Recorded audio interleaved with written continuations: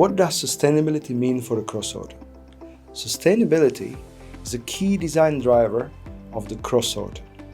The loop sorter was developed to minimize environmental impact using recyclable materials, modular components that are easy to replace, and a design that significantly reduces the energy consumption. In fact, the Crossorter is up to 80% more energy efficient than conventional crossbelt sorters. How does it support long-term sustainability? The system is designed with its full life cycle in mind.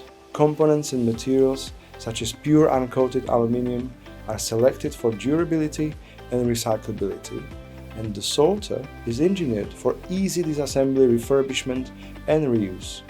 Many parts can be remanufactured or repurposed, which can help to reduce waste and extend the system lifespan.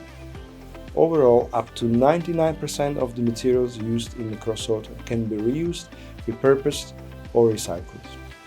How does this benefit the customer and its operations?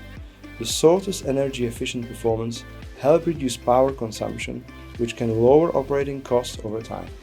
The use of recyclable and modular components makes maintenance and supports longer system lifespans. These design choices also contribute to quieter, cleaner working environments, which are important factors for employee well-being and facility standards. Vanderlander, moving your business forward.